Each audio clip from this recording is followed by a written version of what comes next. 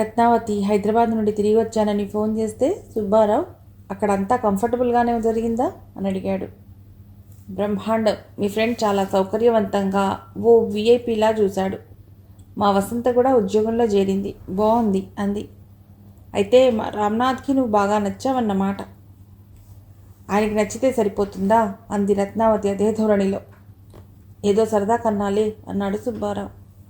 అది కేవలం సరదాకి కాదని రత్నావతికి తెలుసు. పైకి ఎంత పట్టింపులు లేనట్టు ఉన్నా ప్రతి మగవాడికి ఆడదాని విషయంలో ఆ మాత్రం ఉక్రోషం ఉంటుంది. సుబ్బారావు అతీతుడేం కాదు. ఇవాళ వస్తావా? ఇవాళ కాదులే అంది. సుబ్బారావు ఏమనలేదు. రావటం అయితే వెనక్కొచ్చింది కానీ రత్నావతి ఆలోచనలో రామ్నాథ్ చెప్పిందే కదులుతోంది. అదే ఎటూ తేల్చుకోలేకుండా ఉంటే వసంతలక్ష్మి దగ్గర నుండి ఫోన్ వచ్చింది. ఆ పిల్ల చెప్పిందంతా వినేటప్పటికీ రత్నావతి మనస్సు పాడైంది. సరిగ్గా ధైర్యం కూడా చెప్పలేకపోయింది. ప్రత్యక్షంగా పోరాడకపోయినా మన పక్షం వాళ్ళు ఓడితే కలిగే నిరుత్సాహం, నిస్సత్తువ కలిగాయి రత్నావతికి. మంచి పిల్ల, మంచి పద్ధతున్న పిల్ల, మంచి కోసం ప్రయత్నిస్తున్న ఆడపిల్లకి ఇలా జరిగిందన్న దిగులు. వేణు మీద కోపమే కాదు, అసహ్యం వేసింది. అంత చేతకాని వాడు ప్రేమ అని వెనకాల పట్టమెందుకో అనుకుంది. చేయగలిగిందేమీ లేదు. దెబ్బతిన్న ఆడవాళ్ళలో మరో అంకె చేరింది. వసంతలక్ష్మి కోలుకుంటుందో లేదో, కోలుకున్నా ఎన్నాళ్ళకి మామూలు మనిషి అవుతుందో. ఉద్యోగానికి వెళ్ళటం, భోంచేయటం, నిద్రపోవటం, ఈ రకం కోలుకోవటం కాదు. మనసులో పడిన మరక తొలగిపోవటం, జరిగిద్దాన్ని లెక్క చేయని నిబ్బరం రావటం. రత్నావతి ఈ ఆలోచనలో ఉండగానే రామ్నాథ్ దగ్గర నుండి ఫోన్ వచ్చింది. చేస్తాడని తెలుసు రత్నావతికి. కుశల ప్రశ్నలు వేశాడు. ఏం నిర్ణయించాలని అడగలేదు. మళ్ళీ మిమ్మల్ని చూడాలని ఉందన్నాడు. రత్నావతి అదే అంది. నిర్ణయంగా కాకపోయినా రత్నావతి మనస్సు హైదరాబాద్ వెళ్లాలన్న మొగ్గు చూపుతోంది. లాభ నష్టాలు లెక్కలేసుకోవటానికి, ఆలోచించటానికి ఏం లేదు. తనేం పెట్టుబడి పెట్టనక్కర్లేదు, శ్రమపడనక్కర్లేదు. ఏర్పాట్లన్నీ అతడే చేస్తాడు. చేయవలసిందల్లా అతడి నమ్మటం. నమ్మి చెడిపోయేదేం లేదు. కాబట్టి వెళ్ళటమే మేలు అనుకుంది రత్నావతి. అలా అనుకున్నాక ఇక ఆలస్యం ఎందుకు అనిపించింది రత్నావతికి. ఉన్న ఇబ్బందల్లా సుబ్బారావుకి చెప్పాలి. అతడికి చెప్పకుండా వెళ్ళటం ధర్మం కాదు. విషయం అంతా చెప్పకపోయినా వెళ్తున్నాననే చెప్పాలి. నిర్ణయించుకున్నాక సుబ్బారావుకి ఫోన్ చేసి ఆ సాయంత్రమే వచ్చి కలుస్తున్నానని చెప్పింది. సరే అన్నాడు. నేను కొన్నాళ్ళు హైదరాబాద్ వెడదాం అనుకుంటున్నాను అంది. ఇద్దరూ చాలా సన్నిహితంగా ఉన్నారు. అకస్మాత్తుగా అతడి చెయ్యి రత్నావతిని వదిలేసింది. అనుకున్నాను ఇటువంటిదేదో జరుగుతుందని అన్నాడు కొంచెం కటువుగా. అటువంటి ప్రతిస్పందన రత్నావతి ముందుగానే ఊహించింది. సుబ్బారావు, మన మధ్య నిష్ఠురాలొద్దు. నేను రామ్నాథ్ కోసం వెళ్తున్నానని అనుకోకు. కానీ రామ్నాథ్ ధైర్యం చూసుకునే వెడుతున్నాను. ఇప్పుడు వెళ్ళటం ఎందుకంటావు? ఇక్కడ ఏం తక్కువ, నేను లేనా అంటావు. అవన్నీ నిజమే. కానీ నా జీవితం ఏమిటో నాకే అర్థం కాని అయోమయం. నా ఒంటరి జీవితంలో ఎన్ని ఎగుడు దిగుడులో, ఎంత దైన్యం, పేదతనం అనుభవించానో, ఎన్ని రకాల ఉద్యోగాలు చేశానో, అన్నీ చేసింది ఎందుకని ఆలోచించుకుంటే నాలో ఏదో నాకే అర్థం కాని జ్వాల. ఏదో సాధించాలి. అదేమిటో చూచాయిగా తప్ప స్పష్టంగా నాకే తెలియదు. తక్కువతనం, పేదరికం లేని ఓ స్థితి కావాలి. ఇక్కడ ఉంటే తినటానికి, తిరగటానికి లోటు లేదు. కానీ బతుకుతున్నట్టు లేదు. ఏదో ఏం చేతకాక చచ్చిన మనిషి జీవితాన్ని నెట్టుకొస్తున్నట్లు ఉంది. అందుకే కొన్నాళ్ళు, మహా అయితే ఓ 6 నెలలు అక్కడికి వెళ్ళి వస్తా. నువ్వు సరే అనకపోతే వెళ్ళలేను. కొంచెం నా స్థితి అంటే మనోస్థితిని అర్థం చేసుకో అంది. సుబ్బారావు మెత్తబడ్డాడు. రత్నావతికి చెప్పవలసిన జాగ్రత్తలు చెప్పాడు. ఇంటికి రాగానే రామ్నాథ్కి ఫోన్ చేసింది. బయలుదేరి వస్తున్నట్లు చెప్పగానే రామ్నాథ్ సరేనన్నాడు. ఆ సరేలోనే అతడి ఉత్సాహం రత్నావతికి అర్థమైంది. సాధారణంగా మగవాడికి అదనంగా మరో ఆడది అంటే ఉత్సాహం, ఆశే. అదే ఆడది అందాక అంతే ఇష్టంగా ఉండకపోవచ్చు. ప్రత్యేకంగా వేరే ఏదో అవసరం ఉంటేనే కానీ ఆ అనుబంధం ప్రేమగా ఉండదు. ఇవన్నీ ఆలోచనలోకి వచ్చినప్పుడు ఈ ఆడామగ కోరికలు, తాపత్రయాలు అన్నీ స్టూపిడ్గా అనిపిస్తాయి. అది కొద్దిసేపే. ఆ తర్వాత అంతా మళ్ళీ తాపత్రయమే. రామ్నాథ్ చెప్పిన దాన్ని బట్టి ఆ పనికి రత్నావతి అవసరం ఉంది. అందువల్ల రామ్నాథ్ కేవలం తనని అతడి సుఖం కోసమే పిలవటం లేదు. మనుషులు, బంధాలు అనుకోగానే సంకల్పంగా అక్క గుర్తొచ్చింది. ఎలా ఉందో అనుకుంది. మళ్ళీ వెంటనే బాగానే ఉండుంటుంది అనుకుంది. ఒకే తల్లి కడుపున పుట్టిన వేరువేరు జీవన విధానాలు దురాభారాలు తమని ఎంత వేరు చేశాయో అనిపించింది రత్నావతికి. వసంతలక్ష్మి గుర్తు వచ్చినన్నిసార్లు సొంత అక్కయ్య గుర్తు రాకపోవటం ఆశ్చర్యమే, కానీ అది నిజం. వసంతలక్ష్మి మీద అపేక్ష ఎందుకంటే తనని నమ్మింది. అదీగాక ఇద్దరి జీవితాల్లో ప్రత్యేకించి చెప్పుకోలేని దగ్గరతనం ఉంది. వసంతలక్ష్మి నైతిక విలువల్ని, పద్ధతైన జీవితాన్ని నిలబెట్టాలని ఆరాటపడుతోంది. రత్నావతి అన్నింటికన్నా తను నిరూపించుకోవటానికి అదృశ్య బలం మీద, సామాజిక విధానం మీద గెలుపు సాధించాలని తాపత్రయపడుతోంది. ఇల్లు కాలిపోయినప్పుడు తన ఇంటితో పాటు పక్కవాడి ఇల్లు కాలిపోతే కలిగే సహానుభూతి లాంటి బంధం రత్నావతి వసంతలక్ష్మిలది. వేణు అలా చేశాడని తెలిసిన దగ్గర నుండి రత్నావతిలో ఓ చిత్రమైన అలజడి. నిలబడాలనుకున్న వసంతలక్ష్మి తనలా దెబ్బతినకూడదు. దానికి తనేం చేయగలదో అదంతా చేయాలి. ఎలాగూ హైదరాబాద్ వెళ్ళటం నిశ్చయమైంది కాబట్టి కొంత ఊరటగా ఉంది. నాదో కోరిక, నువ్వు కాదనకూడదు అంది రాణి వసంతలక్ష్మి కళ్ళల్లోకి చూస్తూ. సరే అంది వసంతలక్ష్మి. కాదనని ప్రామిస్ చేయి. ప్రామిస్. అయితే రేపు నువ్వు నాతో పార్టీకి వస్తున్నావు అంది రాణి. పార్టీయా? ఏం పార్టీ? నేను ఎలాంటి పార్టీలకి వెళ్ళను, నీకు తెలుసు కదా. తెలుసు, అందుకే ప్రామిస్ చేయించుకుంది. అమ్మో, నేను రాలేను. ఆ గోల నేను భరించలేను, ప్లీజ్ అంది వసంతలక్ష్మి. అదేం కుదరదు, నా పుట్టినరోజు పార్టీకి నువ్వు వస్తున్నావు అంతే అంది రాణి. నీ పుట్టినరోజు పార్టీనా అంది ఆశ్చర్యంగా వసంతలక్ష్మి. తల్లిదండ్రులో పెళ్ళైతే భర్తో కన్న పిల్లలో ఏర్పాటు చేస్తారు. మరి రాణి పార్టీ ఎవరు ఏర్పాటు చేస్తారు? నా పుట్టినరోజు పార్టీ, అందుకే ఇంతగా అడిగేది. నువ్వు వస్తున్నావు, రేపు సాయంత్రం 6ంటికి బయలుదేరుతున్నాం. పార్టీ ఎక్కడా, ఎవరు ఏర్పాటు చేస్తున్నారు అంది వసంతలక్ష్మి. స్కై పార్క్ హోటల్లో. మనకి ఎవరు ఏర్పాటు చేస్తారు? నేనే, పోతే ఖర్చు నాది కాదులే, ఎవరో బకరా ఒకడు దొరికాడు అంది రాణి. రాణి పద్ధతి చూస్తే కాదనే అవకాశం కనపడటం లేదు. పార్టీలు రకరకాలు ఉంటాయని, కొన్నింటిలో బాగా తాగి తిని గెంతులేసి డ్యాన్సులు చేసి గోలగోలగా ఉంటాయనిపించింది. ఇది అలాంటిదే అయితే తను ఒంటరై నానా యాతనగా ఉంటుందేమో. సునంద నాగమణిని పిలుస్తుందేమోనని అడిగింది. వారు రారు వసంత, పైగా నాకు నీతి పాఠాలు చెప్పి బుర్రదింటారు. నా వైపు నా మనిషిగా నువ్వు ఒక్కదానివే, నేను నీతోనే ఉంటాను, ఏ ఇబ్బంది కలుగనివ్వను, సరేనా అంది. వసంతలక్ష్మికి వేరే దారి లేకపోయింది. పెద్ద హోటలా అని అడిగింది. అవును, ఈ నగరంలో పార్టీలకి పేరు పొందిన హోటల్, చాలా ఖరీదైన హోటల్ కూడా. అంత ఖర్చు? అతడెవరో, అతనే పెట్టుకుంటున్నాడా? ఎవరతను? రవికిషోర్, అందరూ రవి అంటారు. బాగా డబ్బున్నతడు, ఆస్తి ఇళ్ళు వ్యాపారాలు ఉన్నాయి. రేపు పరిచయం చేస్తాలే అంది రాణి. ఇంకేం మాట్లాడాలనిపించలేదు వసంతలక్ష్మికి. ఎలాగైనా రేపటి పార్టీ తప్పిపోతే బాగుండనుకుంది. తెల్లవారితే జీతాల రోజు. తండ్రికి ప్రతి నెలలాగానే మర్నాడు డబ్బు పంపించేస్తే 4 నెలలు పంపినట్లు అవుతుంది. సత్యనారాయణమూర్తి గారు ఎన్నిసార్లు చెప్పాడు కూతురితో, అప్పులేం చేయటం లేదమ్మా, చిన్న చిన్న పాత బాకీలు తీరుస్తున్నాను అని. చిన్న బాకీలు తీరాక ఇంటి అప్పు తీర్చాలి, అది ఎప్పటికో. 2 నెలలు గడిచినా వేణు జ్ఞాపకాలు వదలటం లేదు. తన పరిస్థితే ఇలా ఉంటే ఎన్నో ఏళ్ళు కాపురం చేసి పిల్లలు కలిగిన స్త్రీకి భర్త దూరమైతే ఆ బాధ ఎలా ఉంటుందో. ఎంతో పదిలంగా కాపాడుకుంటేనే కానీ సంసారం కొనసాగని రోజులివి. అక్క శారద సంసారం కూడా కొంతవరకు పర్వాలేదని తండ్రి చెప్పటం వల్ల తెలిసింది వసంతలక్ష్మికి. బట్టలు కుట్టే పని చేతి నిండా ఉందని, ఆ ఆదాయంతోటే సంసారం నెట్టుకొస్తోందని తెలిసింది. బావగారు శేషు కూడా ఇంటికి దగ్గరగా ఉన్న ఓ లాడ్జ్లో రిసెప్షన్లో ఈ మధ్య పనికి చేరారని చెప్పారు. ఇంతటి ఒడిదుడుకుల జీవితంలో రాణి పద్ధతి ఆశ్చర్యంగానే ఉంది. ఏ బెంగా లేదు, బాధపడదు. డబ్బు దాచాలని కానీ రేపటి జీవితం ఎలా అని కానీ ఆలోచనే ఉన్నట్టు లేదు. ఏ రోజుకా రోజు జీవితం. కళ్ళెదురుగా చూస్తున్నా అలా బతకటం సాధ్యమా అన్న అనుమానం వసంతలక్ష్మికి. రేపు ఒక్కరోజు పార్టీకి, అది కూడా రాణి వెంటబెట్టుకు తీసుకుపెడతానంటేనే కంగారుగా ఉంది. అలాంటిది రాణి నిత్యం అదే జీవితంగా బతకటం ఓ పజిల్లా ఉంది వసంతలక్ష్మికి. మానసికంగా పార్టీకి సిద్ధమయ్యాక వెళ్ళేది పెద్ద హోటల్కి. తనేం కట్టుకోవాలన్న అనుమానం వచ్చింది. వసంతలక్ష్మికి పంజాబీ డ్రెస్లు చీరలే అలవాటు. రాణి తన పంజాబీ డ్రెస్ ఒకటి ఇచ్చింది. వేసుకుని చూస్తే సరిపోయింది. బాగుందని రాణి అంది. అందువల్ల ఆ సమస్య కూడా తీరిపోయింది.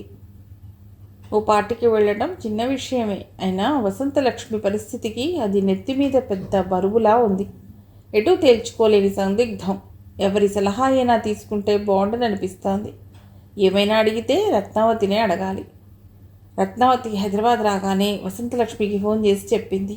ఇక్కడే ఉండటానికి వచ్చానని చెప్పగానే వసంతలక్ష్మికి కొండంత ధైర్యం వచ్చింది. నెల రోజుల్లోనే రత్నావతికి హైదరాబాద్ చాలా వరకు అలవాటైంది. దానికి కారణం రామ్నాథ్, అతడి పథకం. రత్నావతి వచ్చేటప్పటికే ఓ ఇల్లు చూసి ఉంచాడు రామ్నాథ్. పంచరత్న సేవా ట్రస్ట్, పంచరత్న కళా సమితి అన్న వాటిని రిజిస్టర్ చేశారు. రెండింటికి రత్నావతి సెక్రటరీ. రెండింటికి బ్యాంక్ అకౌంట్స్, బ్యానర్స్, ఫ్లెక్సీలు అంతా పద్ధతిగా ఏర్పాటయ్యాయి. పనులు చేయటానికి మనుషులున్నారు. డబ్బు వ్యవహారానికి రామ్నాథ్.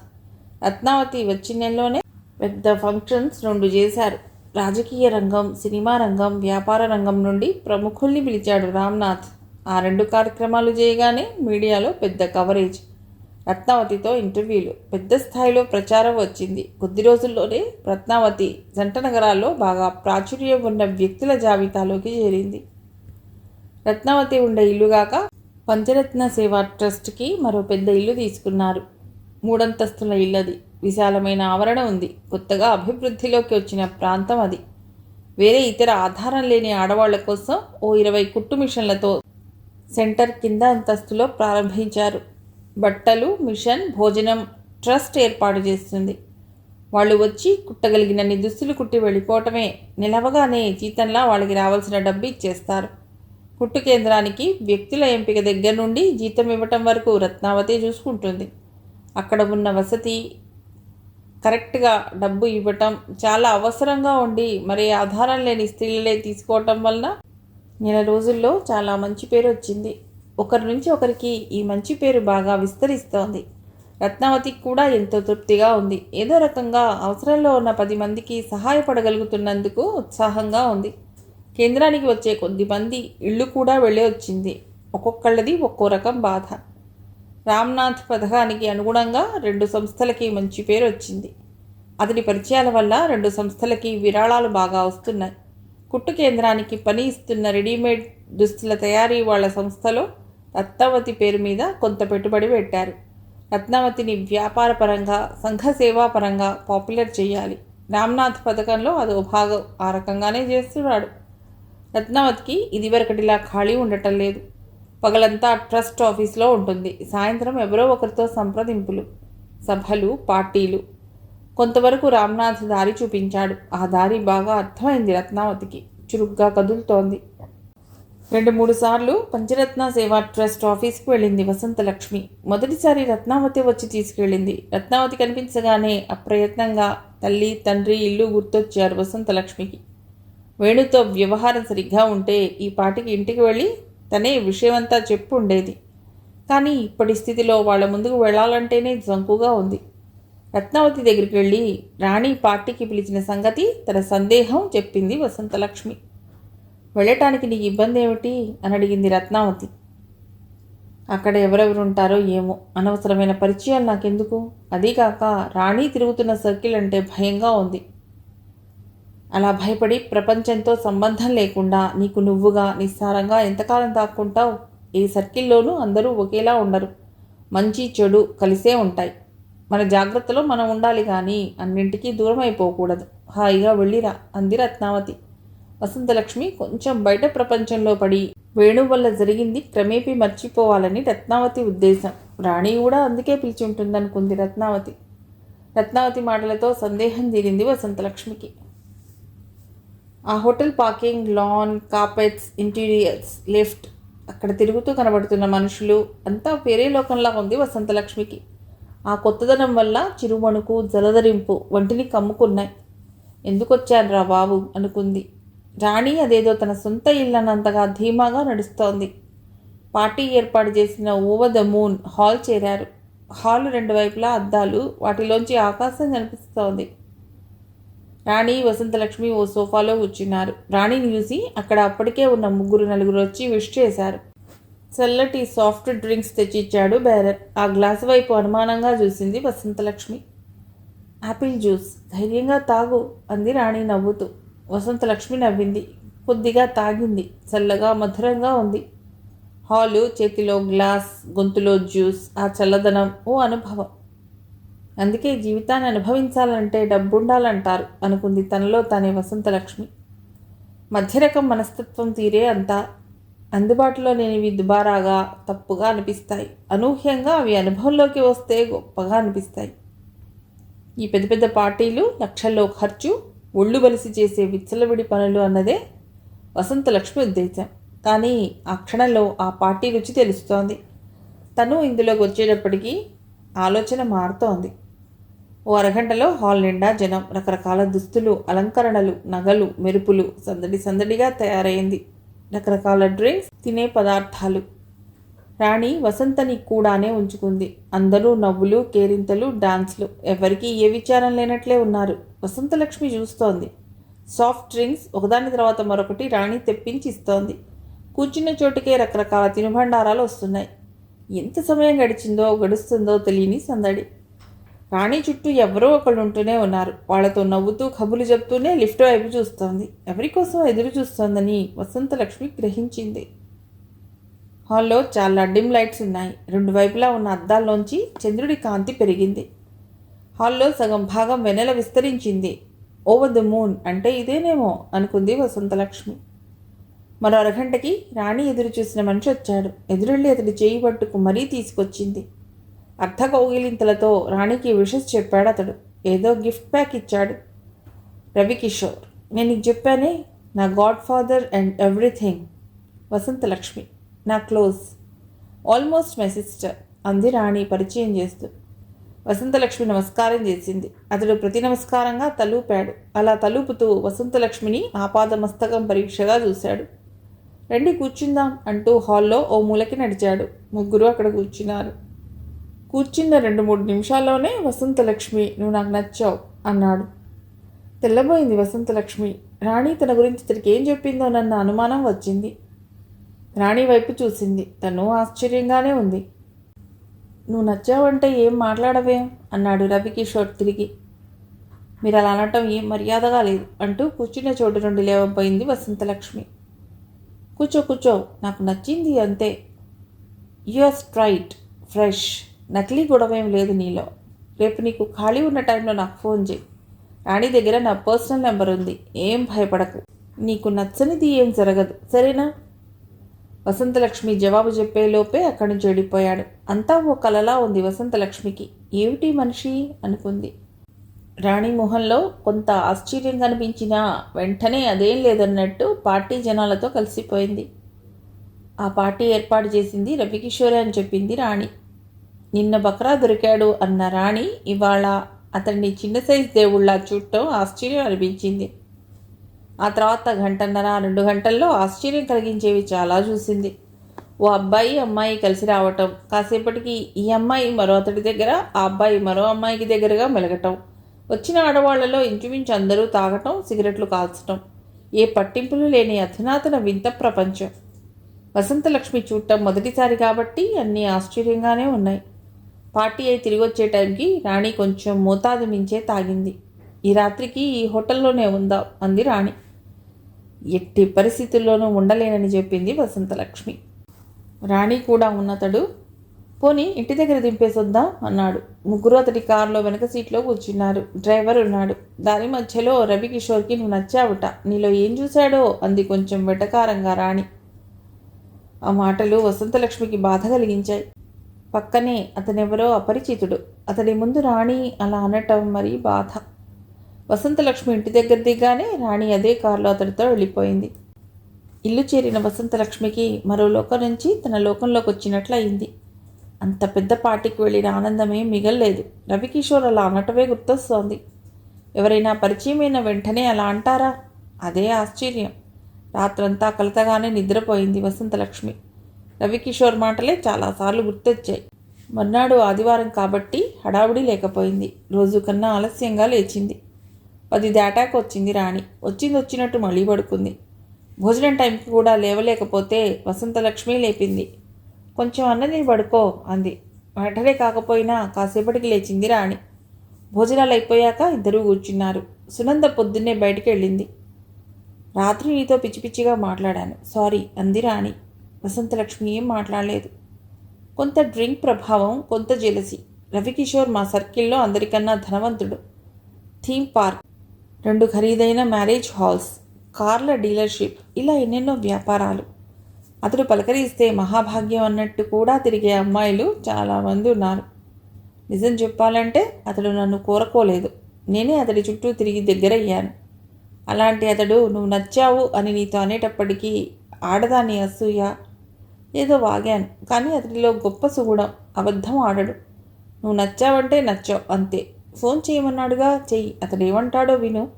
ఆ తర్వాత నీ ఇష్టం. అవకాశం మాత్రం పోగొట్టుకోకు. మనస్ఫూర్తిగా చెప్తున్నాను అంది రాణి. రాణి అలా అనటం మరింత ఇబ్బంది పెట్టింది వసంతలక్ష్మిని. అతడి ప్రవర్తనే కష్టంగా ఉంటే రాణి మాటలు మొరటుగా అనిపించాయి. మనసంతా కలత. ఇంట్లో ఉంటే ఇలాగే ఉంటుందని నాగమణి దగ్గరికి బయలుదేరింది. ఏమిటి ఇలా ఉన్నావు అంది నాగమణి. ఏం లేదు అంది వసంతలక్ష్మి. మొహంలో ఎక్కడా కళ లేదు. ఏదో బాధపడుతున్నట్లే ఉంది. ఏం జరిగిందో చెప్పు అంది అన్వయంగా నాగమణి. జరిగిందంతా చెప్పింది వసంతలక్ష్మి. ఇందులో బాధపడవలసిందేమీ లేదు. నీకు అలాంటి మాటలు అనుభవాలు లేక అలా ఉంది. ఇంతకన్నా భయంకరంగా ప్రవర్తించేవాళ్ళని నేను చాలామందిని చూశాను. బ్లాంక్ కాల్స్ చేస్తారు, అంటే ఫోన్ చేసి పిచ్చి పిచ్చిగా మాట్లాడతారు. మన గురించి ప్రత్యక్షంగా చూస్తున్నట్లే చెప్తారు. వాళ్ళెవరో చెప్పరు. ఆ బాధ వదిలే వరకు పరమ నరకం. ఇలాంటివి చెప్పుకుంటే కొల్లలు. మనం బయటకు వచ్చి ఉద్యోగం చేస్తూ స్వతంత్రంగా సంపాదించుకుంటూ బతకాలంటే ఎప్పుడు ఏది ఎదురైనా తట్టుకోవాలి. అంతేగాని బెంబేలు పడి కుంగిపోకూడదు. నీలో నువ్వే బాధపడటం వల్ల డిప్రెస్ అవుతావు తప్ప ఉపయోగం ఏం లేదు అంది నాగమణి. వాళ్ళంత పచ్చిగా మాట్లాడుతుంటే అంటూ ఏదో చెప్పబోయింది వసంతలక్ష్మి. ఏమన్నాడు? నువ్వు నాకు నచ్చావు అన్నాడు. ఐ లైక్ యూ అని మాతో బోల్డంతమంది రకరకాల సందర్భాల్లో అంటారు. అయినా దీనికి అంతగా బుర్రపాడు చేసుకోకు. నీకు ఇష్టమైతే ఫోన్ చేయి, లేకపోతే మానేయ్. అంతేగాని మదన పడకు. అనవసరమైన వాటి గురించి ఎక్కువసేపు ఆలోచించకు అంది నాగమణి. ఇలాంటివన్నీ మామూలే అన్నదే వసంతలక్ష్మికి ఆశ్చర్యంగా ఉంది. నాగమణి చెప్పినట్లు ఫోన్ చేయటమా మానటమా? ఆ విషయంలో సందిగ్ధమే లేదు. ఫోన్ చేయటం అన్న సమస్యే లేదు. వసంతలక్ష్మి ఫోన్ చేయలేదు. మర్నాటికి కొంతవరకు ఈ గొడవ మర్చిపోయింది. ఆఫీస్కి వెళ్ళిపోయింది. ఆఫీస్ పనిలో పడ్డాక పూర్తిగా మర్చిపోయింది. సాయంత్రం ఆఫీస్ పని ఇంటికి వెళదాం అనుకుంటుండగా ఆ ఫోన్ వచ్చింది. నేను రవికిషోర్ని. మాట్లాడాలా, కట్ చేయాలా అన్నంతవరకు కూడా వసంతలక్ష్మి ఆలోచన సాగలేదు. చిత్రమైన కంగారు బయలుదేరింది వంట్లో. నువ్వు ఫోన్ చేయవనే అనుకున్నాను. అందుకే రాణి దగ్గర నీ నెంబర్ తీసుకున్నాను. నేను నీతో మాట్లాడాలి, ఉద్యోగ విషయం. ఎక్కడున్నానో రాణికి చెప్పాను. తను నీ దగ్గరకు వస్తుంది. ఇద్దరూ కలిసి రండి. ఇందులో నువ్వు భయపడవలసిందేం లేదు అంటూ అతడే ఫోన్ కట్ చేశాడు. అప్పటికే రాణి ఆఫీస్లోకి వస్తోంది. దగ్గరికి వచ్చి ఫోన్ చేశాడా, వడదామా అని అడిగింది వసంతలక్ష్మిని. ఎక్కడికి అంది వసంతలక్ష్మి. మొన్న పార్టీ జరిగిన హోటల్కే, రెస్టారెంట్కి 7ంటికి వస్తానన్నాడు. వసంతలక్ష్మి ఇంకా కంగారు నుండి తేరుకోలేదు. మంచి జాబ్ అంటున్నాడు, మాట్లాడొద్దా? ముందు ఇంటికి వెడదాం, నువ్వు ఫ్రెష్ అవుదువు కానీ అంటూ ముందుకు నడిచింది రాణి. వెనకాలే వసంతలక్ష్మి నడిచింది. ఉద్యోగం అన్న విషయం ఊహగానైనా వసంతలక్ష్మి దృష్టిలో లేదు. మంచి ఉద్యోగం అయితే తండ్రికి మరింతగా సహాయపడవచ్చు. ప్రస్తుతం వసంతలక్ష్మికి ఉన్న పెద్ద కోరిక తండ్రికి అప్పుల భారం తగ్గించటం.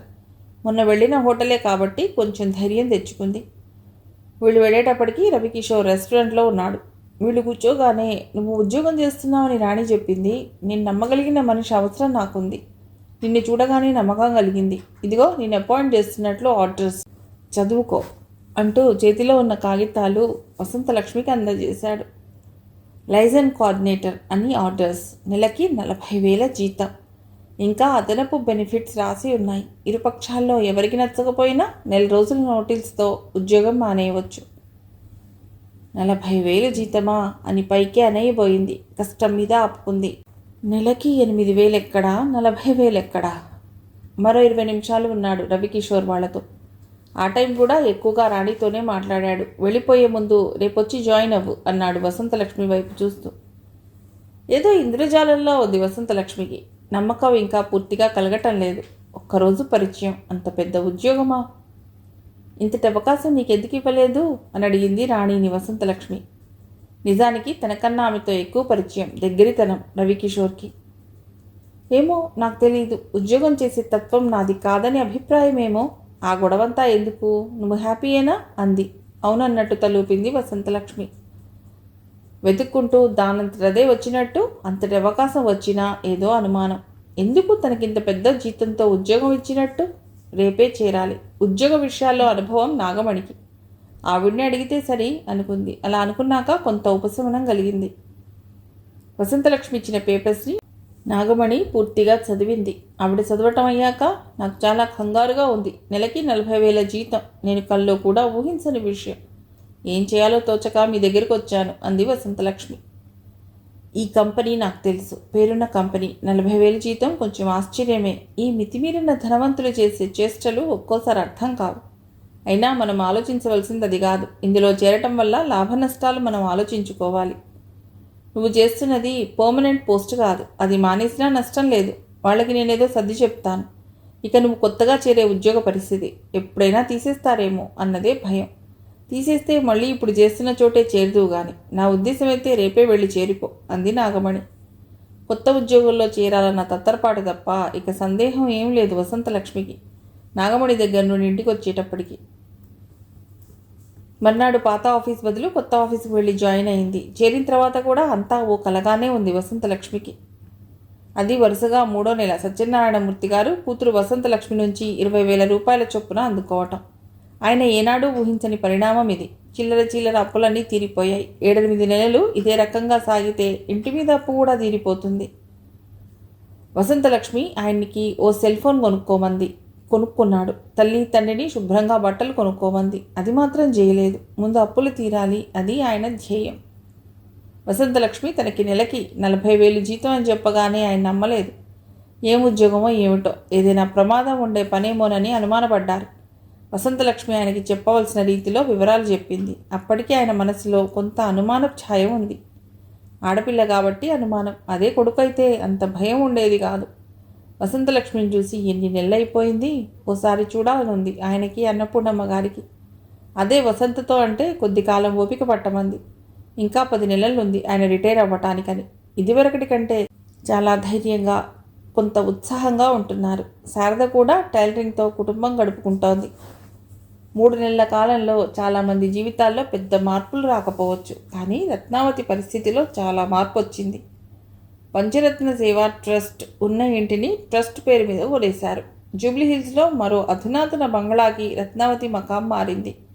సొంత కారు, డ్రైవర్. ఇక చేతిలో డబ్బుకి, కావలసిన అలంకరణకి లోటు లేదు. తను ఊహించిన స్థాయి కన్నా ఎన్నో రెట్లు రామ్నాథ్ లౌక్యుడని నెలలోపే గ్రహించింది. రామ్నాథ్ మరీ అవసరమైతే తప్ప ట్రస్ట్ ఆఫీసుకి కానీ రత్నావతి ఇంటికి కానీ రాడు. వెనక ఉండి నడిపించేది అతడే అయినా పూర్తిగా తెరమాటన ఉండటం అతడి పథకంలో ముఖ్య విషయం.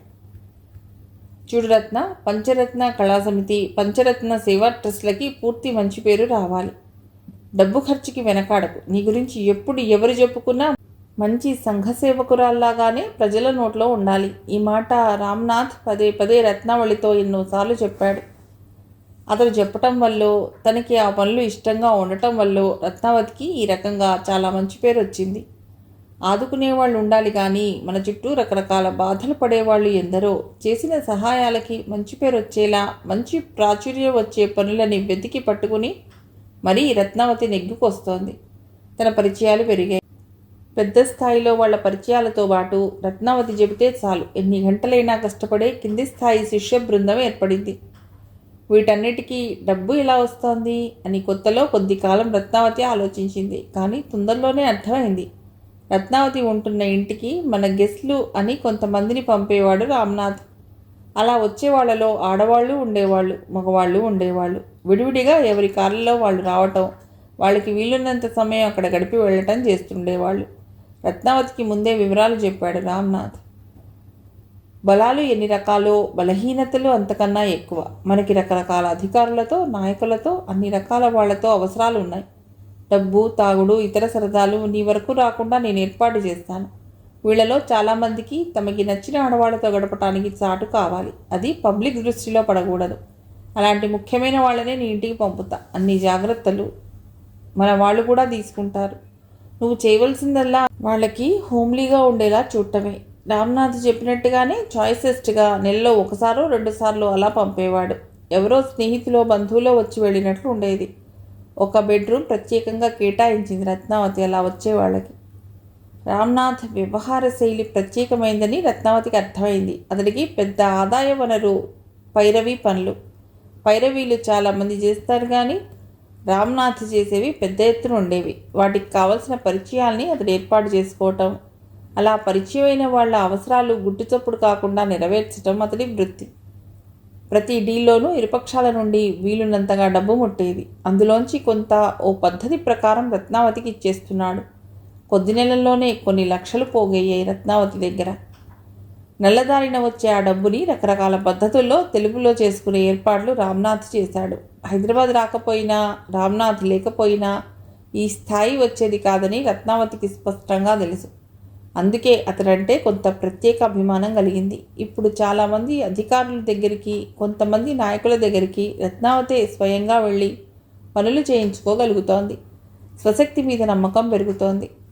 ఆ మొత్తం కార్యక్రమంలో డబ్బు సంపాదన కన్నా రత్నావతికి ఎక్కువ తృప్తిగా ఉన్నది తన ప్రమేయం వల్ల చాలామంది ఆధారం లేని స్త్రీలకి ఉపాధి లభించడం. ట్రస్ట్ మొదటి అంతస్తులో ప్యాకింగ్ మొదలుపెట్టారు. అందులో 30 మంది పనిచేస్తున్నారు. టైలరింగ్ యూనిట్ సరేసరి. తన వల్ల 50 కుటుంబాలకి భుక్తి లభించటం. కష్టాలు కన్నీళ్లు బాగా అనుభవించిన రత్నావతికి ఎంతో తృప్తి. దొంగతనానికి మోసానికి కూడా ప్రత్యేక నేర్పు. తమదైన ఓ విధానం ఉండాలి, అప్పుడే రాణిస్తారు. రామ్నాథ్ తనని ఎన్నుకోవటం ప్రధానంగా పనుల కోసం. ఆ తర్వాతే అతడి వ్యక్తిగత కోరిక.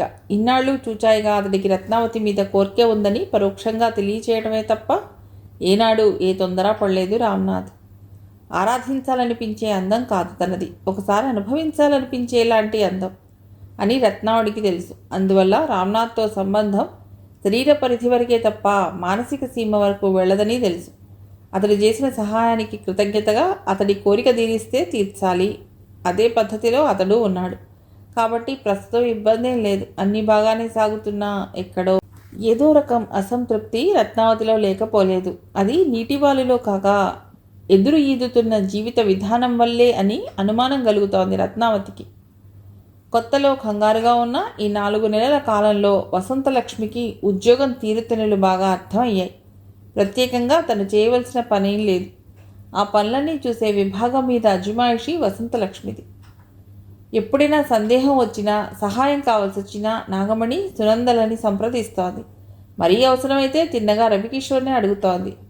ఎండి రవికిషోర్ స్వయంగా తీసుకొచ్చిన వ్యక్తిని ఆఫీసులో చాలా గౌరవంగా వ్యవహరిస్తున్నారు వసంతలక్ష్మితో.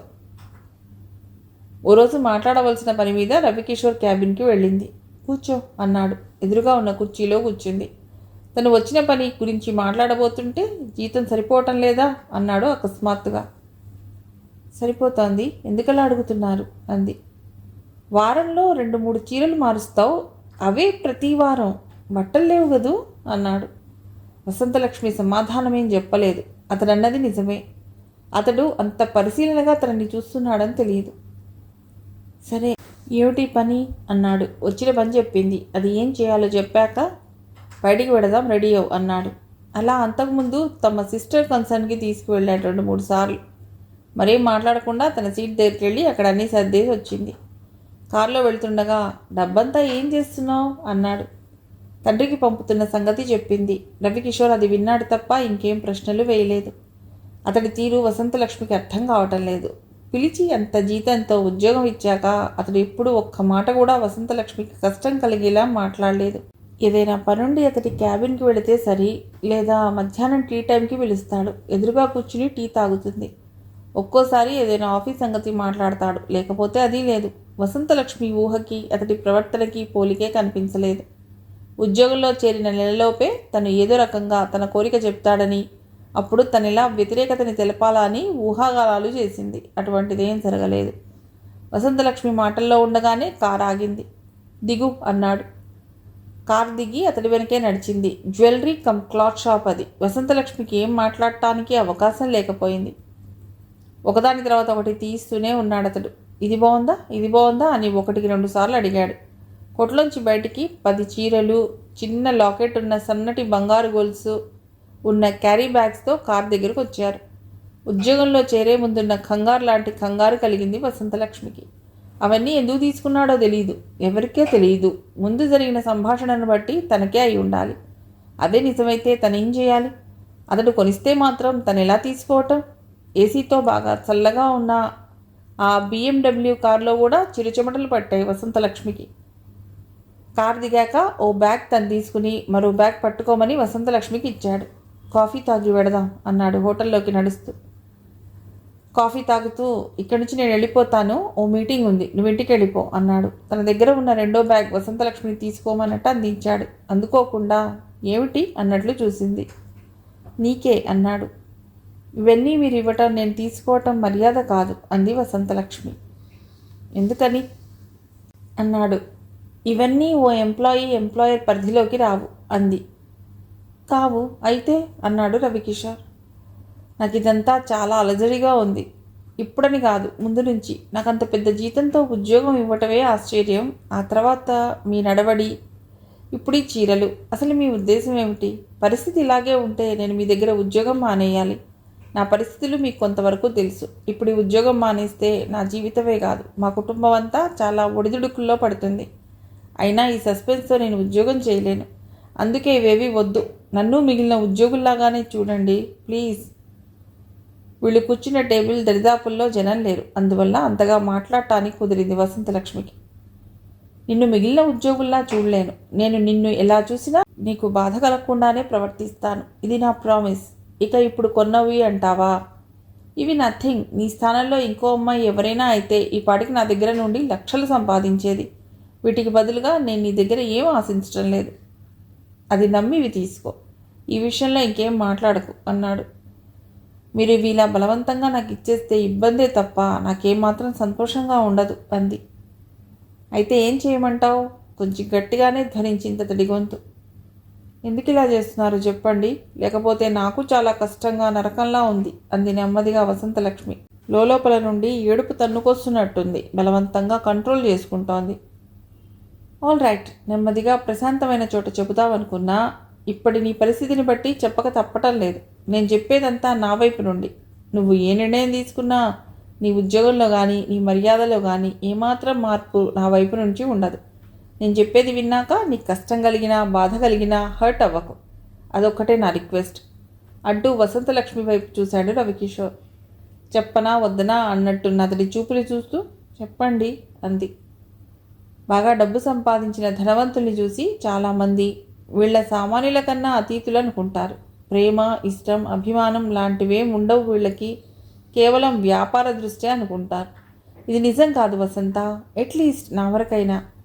డబ్బున్న వాళ్ళు చేసే కొన్ని పనులు పిచ్చిగా అర్థం లేనివిగా కనబడతాయి. అవి చూసి వీళ్ళ తిక్క మనుషులు హైలీ మూడీ అనుకుంటారు. అది నిజం కాదు. అలాంటి చర్యల వెనక ఏదో గతం, ఏదో సెంటిమెంట్ ఉంటుంది. అది గ్రహించని వాళ్ళకి అవి అర్థం లేని పనుల్లానే కనబడతాయి.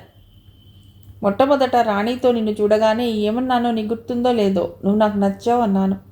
ఆ నచ్చడం ఇప్పటిది కాదు వసంత. నేను మీలాగే చాలా సామాన్య కుటుంబం నుండి వచ్చాను. ఆర్థిక పరిస్థితులు ఎలా ఉన్నా వయస్సు తన పని తను చేస్తుంది. తనంటే చాలా ఇష్టం నాకు. తన పేరు లీలా. మా ఎదుటి ఇల్లు.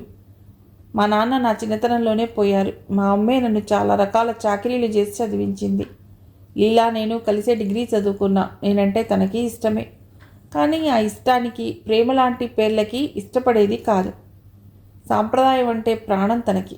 తన పెళ్ళి తల్లిదండ్రి ఎంత చెప్తే అంత. మాకన్నా ఉన్నవాళ్ళు వాళ్ళు. ఒప్పుకుంటారని నమ్మకం లేకపోయినా నా పోరు పడలేక మా అమ్మ వెళ్ళి వాళ్ళని అడిగింది. వాళ్ళు కాదన్నారు. అది చాలా కఠినంగా మా అమ్మ బాధపడేలా అన్నారు. మాకు డబ్బు లేకపోబట్టే కదా కాదన్నారన్న ఫీలింగ్ నన్ను బాగా బాధించింది. ఎలాగైనా డబ్బు సంపాదించాలన్న పట్టుదలతో ఈ సిటీకి వచ్చాను. బాగా డబ్బు రొటేట్ అయ్యే రంగం సినిమా. నానా తంటాలు పడి ప్రొడక్షన్ డిపార్ట్మెంట్లో చేరాను. ప్రొడక్షన్ మేనేజర్ని అయ్యాను. తర్వాత అనువాద చిత్రాల్లో భాగస్వామిని అయ్యాను. అలా రకరకాలుగా డబ్బు సంపాదించాను. అది వేరే కథ. డబ్బు సంపాదించాక ఇంటికి వెళ్ళాను. అప్పటికి వాళ్ళ ఆర్థిక పరిస్థితి దెబ్బతిని ఆస్తంతా పోయింది. లీలని దూరపు బంధువు ఓ లారీ డ్రైవర్కి ఇచ్చి పెళ్లి చేశారు. ఏ ఒక్కరోజు తను సుఖపడలేదని చెప్తారు మా ఊరి వాళ్ళు. భర్త తాగుడు బాధలు భరించలేక చివరికి ఆత్మహత్య చేసుకుంది. అది నాకు పెద్ద షాక్. నేను చాలా రోజులు పెళ్లి చేసుకోలేదు. రోజులు గడుస్తుంటే చాలా మరుగున పడతాయి. అమ్మ ఒత్తిడి తట్టుకోలేక పెళ్లి చేసుకున్నాను. డబ్బు చేరిన కొద్దీ అదనపు సుఖాలు అలవాటు అవుతాయి. రాణి లాంటి పరిచయాలు అలాంటివే. ఇప్పుడు డబ్బుకు లోటు లేదు. భార్య, పిల్లలు, అమ్మ, కుటుంబం బాగానే ఉంది. దేన్ని పెద్దగా లెక్క చేయకుండా బతకడం నేర్చుకున్నాను. అటువంటి సమయంలో నువ్వు కనిపించావు. నువ్వు లీలా కవల పిల్లల్లా ఉంటారు. మనిషిని పోలిన మనిషి అంటారు.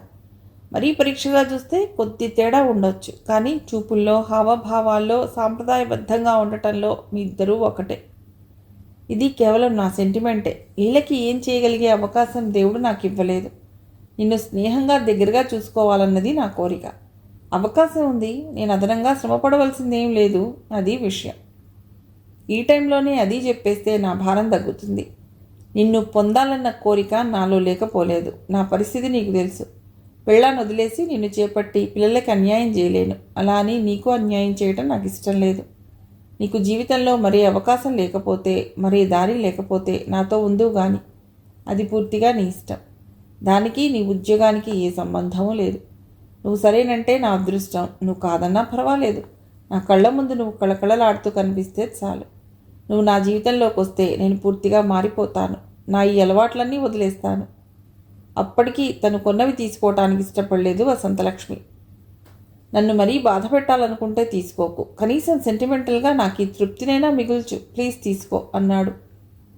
రవికిషోర్ అంటే ఎంతో కొంత కృతజ్ఞత ఉంది. అతడు అలా అన్నాక ఇక కాదనలేకపోయింది. రవికిషోర్ వెళ్ళిపోయాక చేతితో బ్యాగ్స్తో ఆటో కోసం ఎదురు చూస్తుండగా ఇవన్నీ ఒకేసారి ఇంటికి తీసి పెడితే రాణి చూస్తే రకరకాల ప్రశ్నలు వేస్తుంది అనిపించి నాగమణి దగ్గరికి వెళ్ళాలని నిశ్చయించుకుంది. వసంతలక్ష్మి వెళ్ళేటప్పటికీ నాగమణి ఇంట్లోనే ఉంది. ఏమిటి, షాపింగ్కి వెళ్ళావా అని అడిగింది. చెబుతా అంటూ ఆవిడ దగ్గర కూర్చుని జరిగిందంతా చెప్పింది. నాకేం చేయాలో తోచడం లేదు. అతడు అంతగా చెప్పినా అవి తీసుకోవటం గిల్టీగానే ఉంది. తీసుకున్నాను కాబట్టి అతడికి రుణపడినట్టే. రేపటి నుంచి ఆఫీస్లో అతడు కనబడినప్పుడల్లా నాకు ఇదే గుర్తొచ్చేలా ఉంది. అసలు ఇదంతా సుఖంగా సాగుతున్న ఉద్యోగంలో ఒక కల అయితే ఇక సుఖంగా ఉద్యోగం చేయలేనేమో. అతడు నా వైపు ఎలా చూసినా ఆశగా నేను సరే అనటం కోసం చూస్తున్నట్లే అనిపిస్తుంటుంది. పోనీ ఆ ఉద్యోగం మానేద్దామా అంటే అంతా మొదటికి వస్తుంది. అసలు అతడి ఈ పద్ధతి అంతా నన్ను లోబర్చుకోవటానికి ఓ నాటకమా అన్న అనుమానం కూడా ఉంది. నువ్వు మరీ సెన్సిటివ్గా ఆలోచిస్తున్నావు వసంత. రవికిషోర్ గురించి, అతడి సంస్థల గురించి నేను విన్నాను. అందరూ బాగానే చెప్పారు. ఒకవేళ నువ్వు అన్నట్లు అతడు నాటకమే ఆడవలసి వస్తే ఇవన్నీ ఒకేసారి కొనక్కర్లేదు. పైగా నువ్వు చెప్పిన దాన్ని బట్టి అతడు సూటిగా వ్యవహరించే వ్యక్తి అనిపిస్తోంది. ఇక అతడు చూడటం అంటావా? అంతగా చూపులతోడే అడగక్కర్లేదు, ఓపెన్గానే అడగొచ్చు. ఈ ఆర్గ్యుమెంట్ అంతా పక్కన పెట్టి చేయగలిగిన నాళ్ళు ఉద్యోగం చేయి. ప్రస్తుతం అంతవరకే ఆలోచించు అంది నాగమణి. 2 చీరలు, గొలుసు మాత్రం తీసుకుని మిగిలినవన్నీ నాగమణి దగ్గరే ఉంచింది వసంతలక్ష్మి. మంచి దుస్తులు, చిన్న అలంకరణ ఏ ఆడపిల్లకైనా సంతోషమే. కొత్త చీర కట్టుకుని బోసి మెడలో సన్నని బంగారు గొలుసు వేసుకోగానే తెలియని సంతోషం కలిగింది వసంతలక్ష్మికి. మూడ్ ఎలివేట్ అయ్యింది. చాలా హుషారుగా ఉంది ఆఫీస్లో ఆ రోజు. రవికిషోర్ చూసి బాగున్నావు అన్నాడు స్వచ్ఛంగా నవ్వుతూ. ఇది ఇలాగే జరిగితే ఏదో నాటికి అతడికి లొంగిపోతానేమో అనిపించింది వసంతలక్ష్మికి. ఆ ఊహకి ఉలిక్కి పడింది. మరుక్షణం ఇలాంటి ఆలోచనలు రానివ్వకూడదనుకుంది. 2 చీరలు, గొలుసు చూసి బాగున్నాయి అంది రాణి. మరేం అడగలేదు. నాగమణి దగ్గర నుండి మిగిలిన చీరలు తెచ్చినప్పుడు అంతే. ఏదో లేనిపోనిది ఊహించుకుని నేనే అనవసరంగా కంగారు పడ్డాను అనుకుంది రాణి గురించి వసంతలక్ష్మి. ఇదివరకన్నా రవికిషోర్ ఆలోచన ఎక్కువైంది వసంతలక్ష్మికి. అయినా ఇదివరకటిలా కంగారుగా లేదు. పోనీ రవి అడిగినట్టు ఒప్పుకుంటే అనిపించింది. తప్పే ఉంది. తను ఎలాగో వేణు దగ్గర దెబ్బతిన్న మనిషి. రవి అభిమానం చూస్తుంటే ప్రేమగానే చూస్తాడనిపిస్తోంది. అన్ని సమస్యలు తీరిపోతాయి. తల్లి తండ్రికి నచ్చచెప్పి తన దగ్గరికి తీసుకొచ్చేయవచ్చు. వాళ్ళుంటున్న ఇల్లు అక్కయ్య శారదకి ఇచ్చేస్తే వాళ్ళకి ఓ నీడ ఉంటుంది. ఆ తర్వాత రవిని అడిగితే చాలు. ఇక్కడేదో ఇల్లు ఏర్పాటు చేసుకోవటం పెద్ద విషయం కాదు. అలా పెరగెడుతున్న ఆలోచనలకి వసంతలక్ష్మికి అదోలా అనిపించింది. అలా చేస్తే తననేమంటారు? రవికిషోర్ భార్య అని అనరు, వేరే అంటారు. బలవంతంగా ఆలోచనని తుంచేసి వేరే పనిలో పడింది. రోజులు ఎలా గడుస్తున్నాయి అంటే ఇబ్బంది ఏం లేదు. అలా అని గొప్ప ఉత్సాహం లేదు వసంతలక్ష్మికి. కారణం తెలుస్తూనే ఉంది. రవికిషోర్ విషయంలో ఏదో ఒకటి తేల్చుకోవాలి.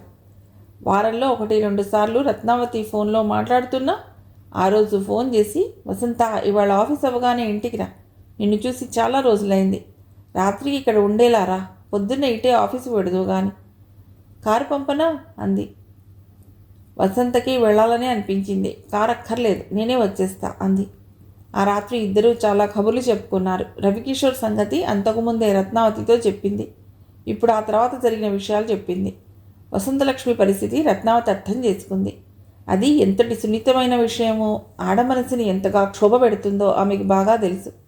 తన జీవితంలో ఎదుర్కొన్నటువంటి పరిస్థితుల గురించి వసంతలక్ష్మికి చెప్పింది. అసలు ఈ జీవితం తీరేమిటో వసంత, ఆడదానికి మగవాడికి మధ్య ఈ మోహాలేమిటో, కృతజ్ఞతకి స్త్రీ మనస్సు ఇంతగా కరిగిపోవటమేమిటో, ఇంత అనుభవం వచ్చి ఇప్పటికీ నాకు అర్థం కావటం లేదు. ఒంటరిగా నిర్భయంగా బతికి చూపించాలని ఈ దారి ఎంచుకున్నాను. అయినా పూర్తిగా అలా ఉండలేకపోతున్నాను. ఇప్పుడు రామ్నాథ్, నేను ఊహించినంత సహాయం అతడి వల్ల జరిగింది. అందులో అతడి స్వార్థం లేకపోలేదు. ఉన్నంత మాత్రాన నాతో ఫేర్గా ఉండాలని లేదు. ఈ కొద్ది కాలంలో దాదాపు ₹1,00,00,000 ఆస్తి నేను ఒక్కదాన్ని సంపాదించడం కల్లా. ఇలా ఎల్లకాలం గడుస్తుందన్న అత్యాశ నాకు లేదు. కానీ ఇంకా కొంతకాలం గ్యారంటీగా గడుస్తుంది. ఇంకా డబ్బు పోగవుతుంది. అంటే ఎవరికనూ మా మీద పడనంత వరకు, ఏ గొడవ జరగనంత వరకు ఇబ్బంది లేదు. ఎందుకు చేశాను ఇదంతా? నాకు జరిగిన అన్యాయానికా? నేను గురైన నిరాదరణకా? కాదు. నాకన్నా ఎన్నో రెట్లు హింసపడిన ఆడవాళ్ళు ఉన్నారు. వాళ్ళు నాలా అవ్వలేదే. ఇది నా ఒక్క జీవితానికి సంబంధించిన విషయం కాదు. ఎన్నో తరాలుగా జరుగుతున్న అన్యాయానికి ఎదురు తిరిగే అవకాశం ఇప్పుడు వచ్చింది కాబట్టి ఎదురు తిరగటం. నా జీవితం అలాంటిదే. చేతి నిండా డబ్బు, ఆస్తి, అధికారం, పలుకుబడి సాధిస్తే ఇబ్బందే ఉండదు. ధీమాగా గర్వంగా ఉంటుందనుకుంటున్నాను. అన్నీ అందాయి, కానీ తృప్తి లేదు. ఏదో అసంతృప్తి. నీ విషయంలో రవికిషోర్, నా విషయంలో రామ్నాథ్. వాళ్ళ మోజుని క్యాష్ చేసుకుంటున్నాం అన్న అపరాధ భావన. బదులుగా ఏమి ఇవ్వకుండా రామ్నాథ్ నాకు ఓ షరతులా ఆ విషయాన్ని తీసుకొచ్చి, నువ్వు లొంగకపోతే ఇవన్నీ ఆపేస్తాను అనొచ్చు. చాలామంది మగవాళ్ళు చాలా చిన్న విషయాల్లోనే అలా అంటారు. ఇతడు అనలేదు. ఓ భక్తుడిలా ఆ ఎదురు చూడటం ఉందే, అది పదునైన కత్తిలా వస్తుంది. స్థిమితపడనీయకుండా ఆడమనసుని బాధిస్తుంది. ఇంత అనుభవం ఉండి ఎన్నో విలువల్ని కాదల్ని బతుక్కి ఎదురీదిన నేనే తట్టుకోలేకపోయాను. దానివల్ల నా అసంతృప్తేమోనని ఆ అడ్డు దాటాను. మొన్న రాత్రి నా అంతగా నేనే రామ్నాథ్ని ఆహ్వానించాను. అంతటి మనిషి ఆ కోర్కె గాఢతలో, ఓర్పు ఫలించిన ఉద్విగ్నతలో పసిపిల్లవాడైపోయాడు. 10 జన్మల తృప్తి కనిపించింది అతడిలో. ఇంత జరిగినా నాలో ఇంకా ఇబ్బంది అలాగే ఉంది. దీనికి కారణం ఏమిటన్నదే నా మీమాంస. శరీరం, మనస్సు పూర్తిగా వేరే వేరే కాదు వసంత. శరీరాన్ని అప్పగిస్తున్నా అంతే కదా అని చాలామంది ఉద్దేశం. కానీ అలా చేస్తున్నా నీ యోచన, నీ స్పందన, నీ తృప్తి, అసంతృప్తి, మంచి చెడు అన్న తేడా నేను వదలటం లేదు. మా అమ్మ పడిన నరకాలు, పసివాళ్లమైన నన్ను అక్కని పెంచడానికి ఆవిడ ఎదుర్కొన్న అవమానాలు, దీనికి అంతటికీ కారణం మగవాడు, మా నాన్న అన్న ఉక్రోషం. నా పసి మనసులో ఓ కోపం, కసితో పెరిగాను. మాకు శత్రువెవరో, అసలు ఎవరైనా ఉన్నారో లేదో తెలియని ఓ పోరాటం ఎంచుకున్నాను. ఇన్నాళ్ల తర్వాత నాకేమనిపిస్తుందో తెలుసా వసంత? నేను ఇంతకాలం ఎదురు తిరిగి అస్పష్ట యుద్ధం చేసింది ఓ నీడతో. అది నా నీడతోనే. ఈ దారిలో నాకు అసంతృప్తే ఉంటుంది. తృప్తి నా అంతట నేనే కూర్చుకోవాలి. అంతే తప్ప నా ఈ జీవిత విధానంలో దక్కదు. ఇంతకీ నీకు చెప్పేది ఏమిటంటే, రవికిషోర్ విషయంలో కృతజ్ఞత బదులుగా అతడికి కావాల్సింది నువ్వు ఇవ్వటం వరకే ఆలోచిస్తున్నావు. ఆ తర్వాత ఏమిటో కూడా ఆలోచించు. మీ సంబంధం కొనసాగితే నలుగురు అనేదేమిటో నీకు తెలుసు. నీకు లభించే ఆ బిరుదుని లెక్క చేయకుండా బతకగలవా లేదా? అది ముఖ్యం. మనలా ఏటికి ఎదిరిదే వాళ్ళకి ఏదో ఓ బిరుదు ఉంటుంది. నన్ను తిరుగుబోతు అంటారు, అంటే అనని అని ఈ స్వతంత్ర జీవితం కావాలనుకున్నాను. నిన్ను రవికిషోర్ సెటప్ అంటారు. దానికి దీనికి తేడా ఏమిటంటే, ఒకటి స్వతంత్రంగా బతకటం, మరోటి ఇంకోటి దోచుకు తింటోంది అన్న అర్థం వచ్చే పేరు. మిగిలిన విషయాలని నేను చెప్పలేను. ఎందుకంటే వాటి మంచి చెడుల విషయంలో నాకే స్పష్టత లేదు. నీకు వచ్చే జీతం కోసం, ఆర్థిక స్థాయి కోసం, ఆ డబ్బుతో అందుతున్న సౌకర్యాల కోసం అయితే మాత్రం రవికిషోర్కి లొంగకు. వాటి కోసమే అయితే ఆ తర్వాత నీలాంటి సున్నిత మనస్కురాలు నరకం అనుభవించటం ఖాయం. అనుక్షణం ఆ గిల్టీ ఫీలింగ్ ముళ్ళులా పొడుస్తూ నీ మిగిలిన జీవితాన్ని విషంలా మారుస్తుంది అంది రత్నావతి. రత్నావతి అంత దీర్ఘంగా తన గురించే చెప్పుకుంది. వసంతలక్ష్మి విషయం తక్కువే, అయినా రెండింటికి సామీప్యం ఉంది. సాంఘికంగా ఏర్పడిన ఓ దారిని కాదని తెగువ చూపించిన వారి ఆర్తి అది. రత్నావతితో మాట్లాడాక వసంతలక్ష్మి కలత మరింత పెరిగింది. ఇంచుమించు రవికిషోర్ వైపు మొగ్గిన తన మనస్సు మళ్లీ సందేహంలో పడింది. కృతజ్ఞత కాకపోతే రవికిషోర్ గురించి అంత ఆలోచనే అక్కర్లేదు. ఆ కృతజ్ఞత కూడా లోతుగా చూస్తే డబ్బు సంబంధం ఉన్నది. కొత్త చీరలు కట్టుకుంటూ దానికి తగ్గట్టు అలంకరించుకుంటూ ఆఫీసుకు వెళ్ళటం మాత్రం ఉత్సాహంగా అనిపిస్తోంది. అంతవరకు తను ఎవరికంటా పడనక్కర్లేని సామాన్యురాలు అనుకున్న వసంతలక్ష్మికి ఇప్పుడు నలుగురి చూపుల్లోనూ పడాలని ఉంది. దీంతో కొత్త రకం ధీమా చొరవ ఏర్పడుతున్నాయి. ఆ ధీమా ఆఫీసులోనే కాదు, జీవితపు అన్ని పార్శ్వాలకి విస్తరించింది. తండ్రితో ఫోన్లో ఇదివరకటి కన్నా ఫ్రీగా మాట్లాడుతోంది. ఆయనకి కొన్ని విషయాల్లో సలహా కూడా ఇస్తోంది. అవసరం ఉంటే అక్క శారదకి తను పంపే డబ్బులోంచి పంపించమంది. ఏమాత్రం సందేహించవద్దని చెప్పింది. అక్క పిల్లాడు శేషు తమ ఊరికి వచ్చే వీలుంటే తమ ఇంట్లోనే ఓ టైలరింగ్ యూనిట్ పెడదామని, ఆ ఏర్పాట్లన్నీ తను చేస్తానని చెప్పింది. కుటుంబం ఓ చిన్న లోకం. అందులో ఏ కొంచెం చేయగలిగినా ఓ లోకాన్ని జయించినంత సంతృప్తి కలుగుతుంది. వసంతలక్ష్మికి అలాగే ఉంది. కొంచెం సంతోషం, మరెంతో దుఃఖం అన్నట్లుంది వసంతలక్ష్మికి. ఆ స్థితిలోనే ఆంటీ మనకేనా, అందరికీ ఇంతేనా? సరైన పరిస్థితిలో లేం, సరైన దారిలో లేం. చుట్టూ ఎవరిని చూసినా అలాగే ఉంది. అసలు సవ్యంగా బతుకుతూ సంతృప్తిగా ఉన్నవాళ్ళు ఎవరూ లేరా? నాకెవరూ కనిపించటం లేదు. నీకైనా కనిపిస్తున్నారా అని అడిగింది రత్నావతిని. లేకేం వసంత, ఉంటారు. ఎటొచ్చి మన దృష్టికి రావటం లేదు. ఈ మధ్యనే నాకు నారాయణరావు గారు వాళ్ళ సంస్థతో పరిచయం అయింది. వాళ్ళని చూస్తుంటే ఎంతో హాయి అనిపించింది. నేను అక్కడికి తీసుకువెళ్ళాలని ముందే నా మనసులో ఉంది. రేపే పెడదాం అంది. ఆ నారాయణరావు గారి గురించి ఎంతో ఇష్టంగా మరిన్ని వివరాలు రత్నావతి చెప్తుంటే శ్రద్ధగానే వింది వసంతలక్ష్మి. జీవితం దిగులుగా గడుస్తుంటే మొత్తం ప్రపంచమంతా అలాగే ఉందనిపించడం సహజం. కుటుంబ పరిస్థితి, ధనస్థితి మెరుగ్గానే ఉన్న వసంతలక్ష్మిలో అసంతృప్తి ఉంది. సవ్యమైన దారి దొరకలేదన్న అసంతృప్తి అది. ఎటూ నిర్ణయించుకోలేని సందిగ్ధపు బరువు. ఇటువంటి స్థితిలో నారాయణరావు గారి గురించి విన్న మాటలు మంచి ఆసక్తినే కలిగించాయి వసంతలక్ష్మికి. అలాంటి జీవితాన్ని చూడాలనే అనిపించింది. లాన్, విశాలమైన స్థలం, ఆ వెనుక మేడ. గేటు దాటి లోపలికి వెళ్లారు రత్నావతి, వసంతలక్ష్మి. హడావిడేం లేకుండా ప్రశాంతంగా ఉంది వాతావరణం. హాల్లోనే ఉన్నారు నారాయణరావు గారు, ఆయన భార్యే శాంత. వీళ్ళని చూడగానే రండి రండి అన్నారు నవ్వుమోహంతో. వసంతలక్ష్మి, మీకు చెప్పానుగా, తనే నారాయణరావు గారు, శాంత గారు. నీ గురించి ముందే వీరికి చెప్పాను. ఎలా నువ్వు నాతో అన్నీ చెప్తావో అలా అన్నీ నేను వీరికి చెప్పుకుంటాను. అలా చెప్పుకుంటే హాయిగా ఉంటుంది అంది రత్నావతి. కూర్చున్నారు. వాళ్ళని చూస్తూ ఉంటే చక్కగా ఉంది వసంతలక్ష్మికి. భార్యాభర్తలిద్దరూ అందంగా ఆరోగ్యంగా ఉన్నారు. 40 దాటిన వయసు ఇద్దరిది. నిండుగా కనిపించారు. రత్న చెప్పింది నువ్వు వస్తున్నావని. ఈ వయసులో ఉన్న మా దగ్గరికి ఎవరు వచ్చినా సంతోషమే అన్నారు నారాయణరావు గారు. వసంతలక్ష్మి చిరునవ్వు నవ్వింది. వాళ్ళ సమక్షంలో ఏదో తెలియని ప్రశాంతత. లోపల నుండి ఫలహారం వచ్చింది. అవి తెచ్చిన మనిషి వెనకే అతడు వచ్చాడు. నారాయణరావు గారు లాగానే ఆయన పోలికల్లోనే ఉన్నాడు. విశ్వం నా మేనల్లుడు. మాకు పిల్లలు లేరు, అన్నీ వీడే మాకు అన్నారు వసంతలక్ష్మికి పరిచయం చేస్తూ. ఆంటీ బాగున్నారా అని రత్నావతిని పలుకరింపుగా వసంతలక్ష్మికి హలో చెప్పి ఎదురుగా కూర్చున్నాడు. పలహారం తిని కాఫీ తాగారు. ఎలా, ఏం మాట్లాడాలా అని అనుకుంటోంది వసంతలక్ష్మి. నారాయణరావు గారే ఆరంభించారు. ఎంతో జీవితానుభవం. ఆయన మాటల్లో ప్రపంచ తీరుతెనులు, మంచి చెడ్డలు, బలాబలాలు, ఇలా ఎన్నెన్నో. ఆయన స్నేహితుల గురించి, పలు ప్రదేశాల అనుభవాల గురించి. గంట సమయం గడిచినట్టే తెలియలేదు అలాంటి సంభాషణ. ఆ భార్యాభర్తల కలుపుగోలుతనం తన అనుభవాలన్నింటికన్నా వేరుగా అనిపించింది వసంతలక్ష్మికి. ఆ వాతావరణంలో, వాళ్ళ మాటల్లో ఇసుమంత గర్వం కానీ, తెచ్చిపెట్టుకున్న ధోరణి కానీ లేకపోవడం మరింత మురిపెంగా అనిపించింది. విశ్వం మనిషే కాదు, అతని మాట తీరు మేనమామ నారాయణరావు గారు లాగానే ఉంది. చాలా వరకు అవే అభిప్రాయాలు. పోతే ఈ తరం మోడర్నిటీ, షార్ప్నెస్ ఉన్నాయి. మరో అరగంట ఉన్నారు రత్నావతి, వసంతలక్ష్మి. మామూలుగా చెప్పుకునే కబుర్లే అయినా వాటిలో విషయం ఉంది. బలహీనులు, బాధలు ఉంటాయి. సాయం కావాల్సిన నిస్సహాయులు ఉంటారు. అవకాశం ఉన్నవాళ్ళు వాళ్ళకి బాసటగా నిలబడితే జీవితం మరికొంచెమైనా బాగుంటుంది. సాయం చేయటం అంటే ధర్మం చేయటం కాదు, బిచ్చం వేయటంలా కాదు.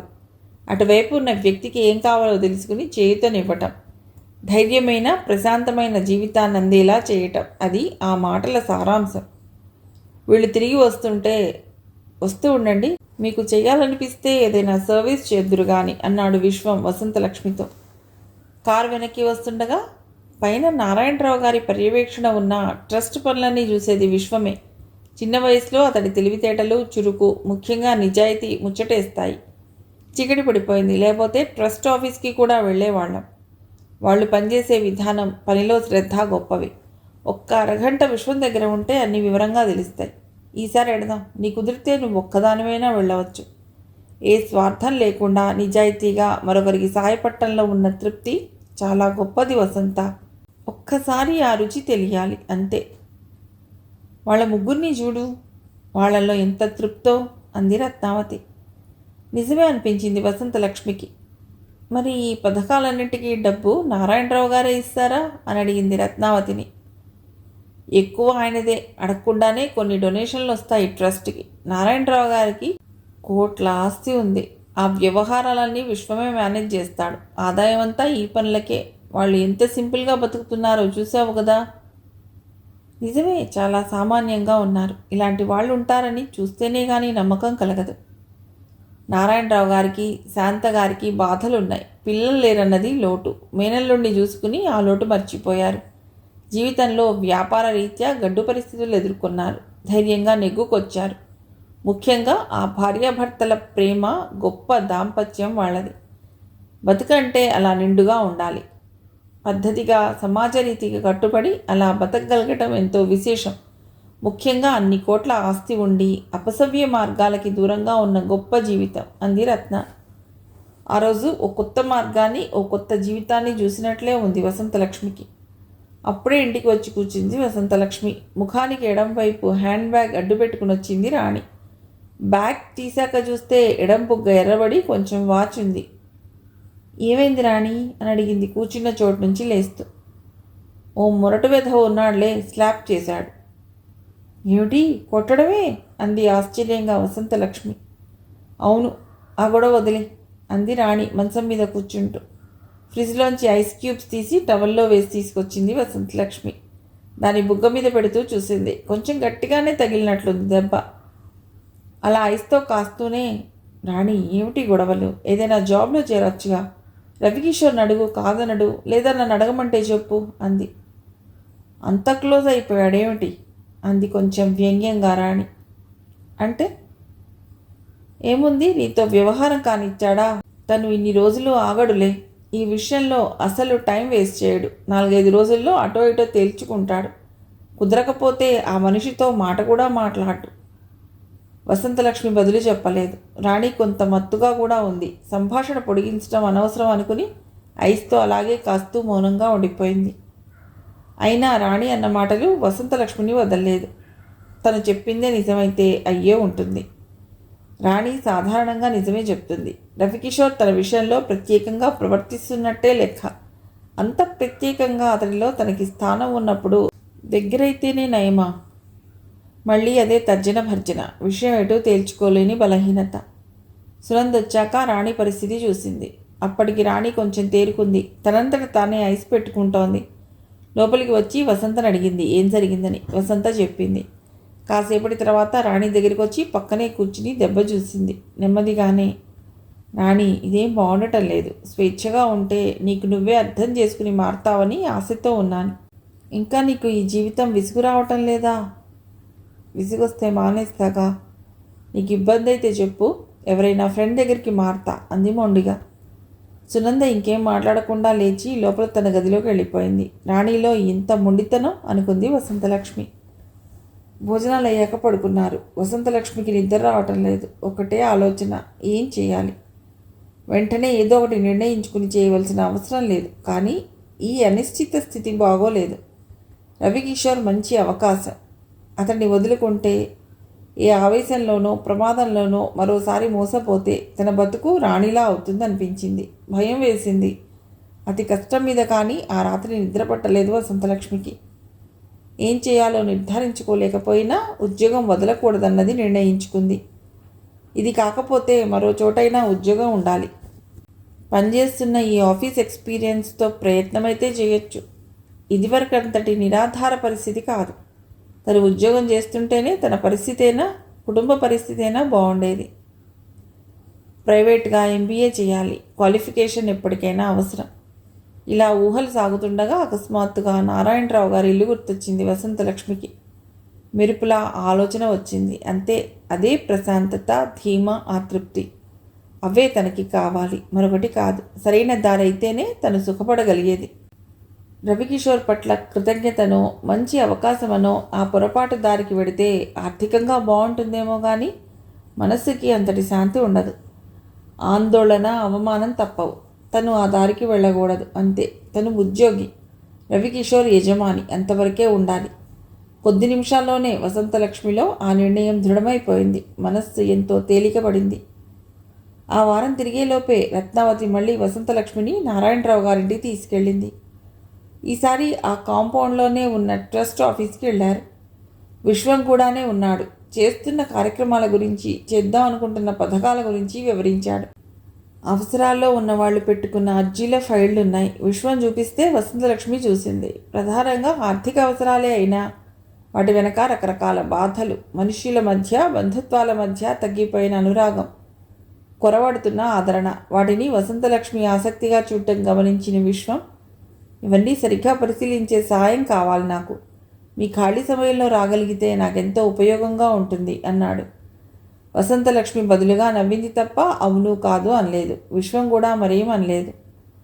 వసంతలక్ష్మి ఇలాంటి పనివైపు వెళితే బాగుంటుందని రత్నావతి మనసులో ఉంది. తిరిగి వచ్చేటప్పుడు అదే చెప్పింది వసంతలక్ష్మితో. వసంత, ఈ ఇల్లు, ట్రస్ట్, ఈ వాతావరణం చూశాక ఎప్పటికైనా నా జీవితం కూడా ఇలాగే మార్చుకోవాలని ఉంది. నా మాట విని ఇన్వాల్వ్ అవ్వు అంది. ఆఫీస్ అయ్యాక వచ్చి 1 గంట ఇలాంటి పని చేయాలనే ఉంది, కానీ నాతో రావటానికి మీకు కుదరాలిగా ఆంటీ. నాకు కుదరకపోతేనే, నువ్వు ఒక్కదానివే రావచ్చు. వాళ్ళకి నువ్వు అపరిచితురాలువేం కాదు. నీ గురించి అస్తమానం చెప్తూనే ఉన్నాను అంది రత్నావతి. ఒక్కదాన్ని వెళ్ళటమా? శుభ్రంగా వెళ్ళొచ్చు. వాళ్ళు నీకు మేలు చేసేవారే కానీ చెడు చేసేవాళ్ళు కాదు. ఆ వన్నాడే ఆఫీస్ అయిన తర్వాత ట్రస్ట్ ఆఫీస్కి వెళ్ళింది వసంతలక్ష్మి. ఊహించినట్లుగానే సమయం బాగా గడిచింది. రవికిషోర్ విషయంలో తనలో ఓ నిశ్చయం ఏర్పడటానికి కారణం ఆ వాతావరణం, ఆ మనుష్యులు. అందుకే ప్రత్యేకమైన అభిమానం. ట్రస్ట్ పనుల కోసం ఎవరినైనా ఉద్యోగంలో పెట్టుకోవచ్చు. ట్రస్ట్ అటువంటి ఆర్థిక పరిస్థితిలోనే ఉంది. కానీ విశ్వం అన్నీ స్వయంగా చూసుకోవాలన్న దృక్పథం ఉన్నవాడు. రత్నావతి చెప్పటం వల్ల, నమ్మకం ఏర్పడటం వల్ల వసంతలక్ష్మిని రమ్మనమని పిలిచాడు. ప్రతిరోజు కాకపోయినా వారంలో 2-3 రోజులైనా ట్రస్ట్కి వెడుతోంది వసంతలక్ష్మి. విశ్వం చెప్పిన పని ఇష్టంగా చేయటం అలవాటైంది. ట్రస్ట్ వివరాలు చాలా తెలుస్తున్నాయి.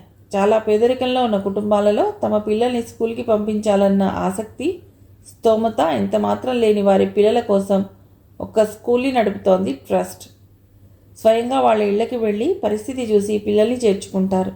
ఆ పిల్లల చదువు, హాస్టల్, అన్ని ఖర్చులు ట్రస్ట్వే. 10th వరకు ఉన్న ఆ స్కూల్కి ఊళ్ళో మంచి పేరుంది. ఫలితాలు బాగున్నాయి.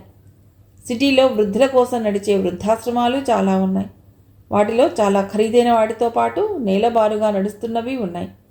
వృద్ధులకి భోజనం, వసతి, వైద్యమేగాక వారి ఇష్టాలకి అనుగుణమైన వాతావరణము ఉండే ఓ ప్రత్యేకమైన వృద్ధాశ్రమానికి రూపకల్పన చేస్తున్నాడు విశ్వం. ఇవే కాక చిన్న పెద్ద ఇంకా అనేక కార్యక్రమాలున్నాయి. విశ్వం, వసంతలక్ష్మి కాదు, మరో 10 మంది పనిచేసినా సరిపోయేంత పనుంది ట్రస్ట్లో. రోజులు గడుస్తున్న కొద్దీ విశ్వం, వసంతలక్ష్మిల మధ్య సంభాషణ సమయం పెరుగుతోంది. మౌలికమైన చాలా విషయాల మీద ఇద్దరి భావాలు దగ్గరగా ఉండటం వల్ల వారిద్దరి మధ్య కూడా దగ్గరితనం ఎక్కువైంది. బయటి విషయాలు ఎన్నెన్నో మాట్లాడినా తన గురించి విశ్వం ఎక్కువగా వసంతలక్ష్మి దగ్గర మాట్లాడేవాడు కాదు. కానీ ఓసారి, మావయ్య ఆస్తికి వారసుడిగా కన్నా ఈ ట్రస్ట్కి కార్యకర్తగా ఉండాలన్నదే నా ఉద్దేశం అన్నాడు. వసంతలక్ష్మికి ఆ మాటల్లోని అంతరార్థం అర్థమైంది. విశ్వం కార్యాచరణ, తీరుతెన్నులు అలాగే కనిపించాయి. వసంతలక్ష్మి చేస్తున్న పనిలో శ్రద్ధ చూపిస్తున్న ఇష్టం విశ్వం గమనించాడు. తను అలా ఉన్నందుకు ఆనందపడ్డాడు. సూటిగా వసంతలక్ష్మిని అభినందిస్తున్నట్లు కాకుండా నిజంగా తమకేం కావాలో తెలుసుకుంటున్న వాళ్ళు ఈ రోజుల్లో చాలా తక్కువ. బయట ప్రపంచంలో ఏవేవో ఉన్నాయి, అవి మనకి ఉండాలన్న తాపత్రయమే ఎక్కువ. మన పూర్వీకులు కాలానుగుణంగా ఉండేవాడు. ఆ కాలాన్ని అనుసరించే పద్ధతులు, సాంప్రదాయాలు ఉండేవి. పల్లెలు, పట్టణాలు, నగరాల మధ్య హద్దులలాగే మనుషుల స్థాయి, కోర్కెల మధ్య అంతరాలు ఉండేవి. అనవసర ఆరాటం, పరుగు ఉండేవి కాదు. అందుకే ఎక్కువ మంది తృప్తిగా జీవించేవారు. ఈనాడు అన్నీ అవసరాలుగానే కనిపిస్తున్నాయి. వాటిలో ఏది సవ్యమైన సంతోషాన్ని ఇచ్చేది, ఏది ఆరాట పెట్టేది తెలుసుకునే ఆలోచన పెరగాలి. తమని తాము నియంత్రించుకునే నేర్పు అలవాటు అవ్వాలి. విచ్చలవిడిగా బతికే మొరటుతనం పోవాలి. గతంలో ఈ విలువలు ఉండేవి.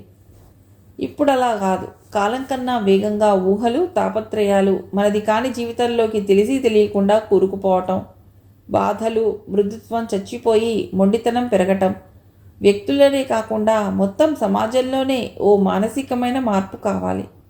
ఇది అంత తేలిగ్గా జరిగే పని కాదని తెలుసు. భౌతికమైన మార్పు అయితే త్వరలో ఫలితం ఉంటుంది. ఆలోచనలో, ఆచరణలో మార్పు చాలా రోజులు పడుతుంది. అయినా ఓ కొత్త ప్రయత్నం మన వరకు మనం నిజాయితీగా ప్రయత్నించటమే. ఈ ట్రస్ట్ వెనుక మావయ్య ఉద్దేశం తనకి నిజంగా ఏం కావాలో మనిషికి తెలిసేలా చేయటం, సవ్యమైన తీరుకి తిరిగి పునాదులు వేయటం. ఇది తెలియని వాళ్ళకి, అందని వాళ్ళకి వీలున్నంతగా అవి అందేలా చేయటం. ఇదో రకం మానసిక ప్రయాణం. ఈ విలువ మీరు గ్రహించగలిగినందుకు నాకు ఆనందంగా ఉంది అన్నాడు విశ్వం వసంతలక్ష్మి వైపు చూస్తూ. అతడి చూపులు మామూలుగానే ఉన్నా వాటిలో ఏదో కొత్త వెలుగు ఉన్నట్లు అనిపించింది వసంతలక్ష్మికి. ఆఫీస్లో ఇదివరకటి కన్నా బాగుంది వసంతలక్ష్మికి. రవికిషోర్ విషయంలో గతంలో ఉన్న సందిగ్ధం ఇప్పుడు లేదు. ఊళ్ళో తల్లి, తండ్రి కూడా కొంచెం ఉత్సాహంగా ఉన్నారు. అక్కగారి సంసారం కుదురుగా సాగుతోంది. చాలా రోజుల ముసురు తర్వాత వెలుగు వస్తే ఎలా ఉంటుందో అలా అనిపిస్తోంది. ఎప్పుడైనా వేణు గుర్తుకొస్తే కొంచెం దిగులు తప్ప ఇబ్బందేం లేకుండా సాగుతోంది కాలం. మరో నెల గడిచింది. ఓ రోజు రత్నావతి చాలా ఉద్వేగంగా ఫోన్ చేసింది. అర్జెంటుగా కలిసి మాట్లాడాలని. ఆఫీస్ అవ్వగానే వెళ్ళింది వసంతలక్ష్మి. రారా, వెరీ గుడ్ న్యూస్ అంది వసంతలక్ష్మిని చూడగానే. రత్నావతి మొహం వెలిగిపోతోంది. ఏమిటన్నట్లు చూసింది వసంతలక్ష్మి. నువ్వు కూడా ఆశ్చర్యపోతావు. నాకైతే కల్లోనైనా ఊహించని విషయం అంటూ చాలా ఉద్విగ్నంగా విషయం అంతా చెప్పింది. ఆ విషయం విన్నాక వసంతలక్ష్మి కొన్ని క్షణాలు స్తబ్దంగా అయిపోయింది. ఆశ్చర్యం, నిజమా అన్న సందేహం. నిజమే అన్న విషయం తెలుస్తూనే ఉంది. ఎటొచ్చి తబ్బిబ్బలా ఉంది. విశ్వం అలా అనటమా? అదే ఆశ్చర్యం.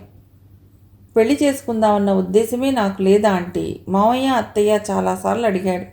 నేను నడుస్తున్న దారికి వ్యతిరేక మనస్తత్వం ఉన్న వ్యక్తి భార్య అయితే ఎలా అన్నదే నా భయం. వసంతలక్ష్మి విషయంలో నాకు నమ్మకం ఏర్పడింది. ఆవిడైతే నాకు అడ్డు కాదు, సరికదా చేదోడు కూడా. మా ఇద్దరి భావాలు, పద్ధతులు కలిశాయి. మీరు ఆమెను అడగండి. ఆమె సరే అంటే వెంటనే వివాహం. మావయ్య, అత్తయ్య నన్ను ఎంతో ప్రేమగా పెంచి పెద్ద చేశారు. జీవితంలో వాళ్ళు నన్ను అడిగిందేం లేదు, పెళ్లి చేసుకోమనటం తప్ప. విశ్వం తనతో అన్న ఆ మాటలే రత్నావతి వసంతలక్ష్మికి చెప్పింది. ఏ క్షణాన ఊహించని విషయం. విశ్వంతో జీవితం అంటే ఆ వాతావరణంలో, తనకి నచ్చిన ఆ లోకంలో కొత్త ఆరంభం. మనసు ఇష్టపడుతోంది, అందులో సందేహం లేదు. ఎటొచ్చి ఉన్న కలతల్లా వేణుతో సాగిన గతం. వసంతలక్ష్మి ఏమంటుందోనని ఎదురు చూస్తోంది రత్నావతి, ఎంతసేపటికి తను మాట్లాడకపోవటం చూసి. ఏటి వసంత, ఏమిటి నీ అభ్యంతరం అని రత్నావతి అడిగింది నెమ్మదిగా. వసంతలక్ష్మి తన మనసులోని సందేహాన్ని, ఇబ్బందిని బయటపెట్టింది.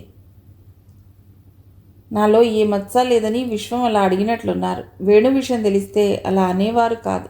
ఆయన్ని మభ్యపెట్టి ఎలా ఆంటీ? నాకు గిల్టీగా ఉంది, పైగా తప్పు అనిపిస్తోంది అంది తలంచుకుని. అలా అనుకోకు వసంత. వేణు వ్యవహారం ఒక యాక్సిడెంట్ లాంటిది. దాని నుంచి బయటపడ్డావు. వీలున్నంత వరకు దాన్ని గుర్తు చేసుకోకు. అదీగాక వేణు విషయం విశ్వానికి, నారాయణరావు గారు వాళ్ళకి ముందే తెలుసు. నేను చెప్పాను, అందువల్ల నీకు ఆ సందేహం అక్కర్లేదు అంది రత్నావతి. విశ్వానికి వేణు విషయం ముందే తెలుసన్నది మరో ఆశ్చర్యం వసంతలక్ష్మికి. విషయమంతా తేటతెల్లం అయిపోయింది. మనసు పురివిప్పిన నెమలిలా ఉంది వసంతలక్ష్మికి. ఇక నీకేం అభ్యంతరం లేదుగా అంది రత్నావతి. లేదన్నట్టు నవ్వుతూ తలూపి తన అంగీకారం తెలిపింది వసంతలక్ష్మి. వసంతలక్ష్మి తల్లి, తండ్రి, నారాయణరావు గారి దంపతులు పెళ్లి సమాచారం విని ఎంతో సంతోషించారు. నాగమణి, సునంద, రవికిషోర్, రాణితో సహా మనస్ఫూర్తిగా అభినందించారు. అటువంటి సమయంలో అనుకోకుండా ఆ ఉత్తరం వచ్చింది. సాంబశివరావుకి వేణు రాశాడా ఉత్తరం. ఉత్తరం అయితే రాశాడు కానీ తన చిరునామా, ఫోన్ నంబర్ ఏం తెలియపరచలేదు ఉత్తరంలో. వసంతలక్ష్మిని కలిసినా తనతో కలిసి ఉన్నా చచ్చిపోతానని మా అమ్మ గట్టిగా చెప్పింది. తను ఖాయపరిచిన సంబంధం చేసుకోమని నాన్న ఒత్తిడి. ఇక అక్కడ ఉంటే వాళ్ళ మాటకి లొంగిపోతానేమోనన్న భయంతో పారిపోయాను. మనిషికి కొన్ని విషయాల్లోనైనా ధైర్యం ఉండాలి, పిరికితనం ఉండకూడదు. పిరికితనంతో ఇలా అజ్ఞాతంగా బతుకుతున్నాను. నా వల్ల వసంతలక్ష్మి ఇబ్బందుల పాలైందన్న బాధ వదలటం లేదు. అలా అని అక్కడికి వచ్చే ధైర్యం కలగటం లేదు. తను ఎలా ఉందో ఏమిటో తెలుసుకోవటానికి కూడా పిరికితనమే. ఈ జీవితం ఇలా ఎన్నాళ్ళో.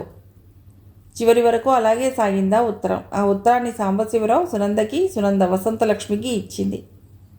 ఎంత కాదనుకున్నా ఆ ఉత్తరం కొంత అలజడిని రేపింది వసంతలక్ష్మిలో. ఇప్పుడేం చేయాలి? వేణు కోసం ఎదురు చూడటమా? విశ్వం విషయంలో ఇచ్చిన మాట కాదనుకోవటమా?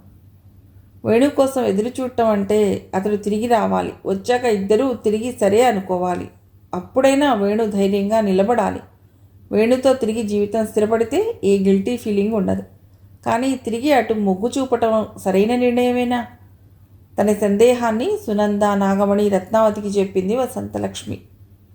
ఇప్పుడు లేనిపోని అనవసర ఆలోచన పెట్టుకోకు. వేణు ఎప్పుడు తిరిగి వస్తాడో రాడో కూడా చెప్పలేం. దానికోసం ఇప్పుడు కలిసి వచ్చిన విశ్వాన్ని కాదనుకోవటం ఎంతమాత్రం సరికాదు అంది రత్నావతి. వేణు ఇప్పటికీ పిరిగ్గానే ఉన్నాడు. అతడు ధైర్యంగా నిలబడగలడన్న నమ్మకం లేదు. అందుకని నీ నిర్ణయం మార్చుకోవటం సరైంది కాదు అంది సునంద.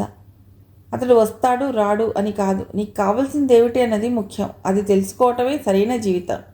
ఆ రకంగా నువ్వు తీసుకున్న నిర్ణయం సరైందే అంది నాగమణి. వాళ్ళు ముగ్గురు అలా అన్నాక సందేహం తీరిపోయింది వసంతలక్ష్మికి. అయినా ఆలోచన సాగుతూనే ఉంది. జీవితంలో ఎన్ని ఆటుపోట్లు. తను చేసిన పొరపాటు ఏమిటి? వేణుని కావాలనుకోవటమేనా? అప్పటి ఆర్థిక పరిస్థితిలో ఆశల ప్రభావంలో ఉన్న కన్నె మనసుతో అలా కోరుకుంది. అదే పెద్ద దోషమా? తన సంగతి సరే, మరి నాగమణి, సునంద, రత్నావతి ఆంటీల దోషం ఏమిటి? ఏం మాట్లాడకుండా ఆలోచిస్తున్న వసంతలక్ష్మిని చూస్తూ ఏమిటి ఆలోచన? ఇంకా సందేహమేనా? ఏం మాట్లాడవే అంది సునంద. ఇక సందేహం ఏం లేదు. చేసుకున్న నిర్ణయమే, విశ్వమే కరెక్ట్. అది కాదు ఆలోచన అంటూ వాళ్ళ ముగ్గురి గురించి తనలో కలిగిన భావనల్ని చెప్పింది వసంతలక్ష్మి. ఈ రోజుల్లో దారి తప్పటం చాలా తేలిక వసంత. తిరిగి జీవితం సరైన దారికి రావటం అంత తేలిక కాదు. దానికి ఎంతో కొంత కలిసి రావాలి. నీకెలా కలిసి వచ్చింది? ఇక మా సంగతి అంటావా? ప్రస్తుతానికి నయం అనుకోవటమే ఎంతో కొంత తృప్తి. ఏమో మాకు కలిసి వస్తుందేమో ఎవరికి తెలుసు అంది సునంద. జీవితం సరళంగా లేదు. ఉన్నదాని విలువ గుర్తించడం కన్నా లేని వాటికి పరుగులు తీయటం ఎక్కువైంది. ఎంత సాధించినా దాహం తీరని ఆరాటం. కాలంతో పోటీ. కాలం ఎప్పుడూ ప్రత్యర్థి కాకూడదు. వ్యక్తి దోషం కన్నా పరోక్ష పరిస్థితుల ప్రభావమే ఎంతో బలంగా ఉంది. అది తెలియజెప్పే వాతావరణం అంతంత మాత్రమే. ఈ రకంగా చూస్తే రత్నావతి ఆంటీ అన్నట్టు, సునంద చెప్పినట్టు ఆశతో సరైన జీవితం కోసం ప్రయత్నిస్తూ ఉండటమే సరైంది అనుకుంది వసంతలక్ష్మి. అనుకోకుండా విశ్వం గుర్తొచ్చాడు. మంచి తోడు, సరైన దారి. అనుకోగానే మనసంతా తృప్తి నిండింది వసంతలక్ష్మికి. కథ సమాప్తం. చివరిగా తన రచనను కథలు కథానికలు శ్రోతలకు వినిపించడానికి అనుమతించిన రాజా రామ్మోహన్ రావు గారికి కృతజ్ఞతలు తెలుపుకుంటున్నాను. మీ రాధిక.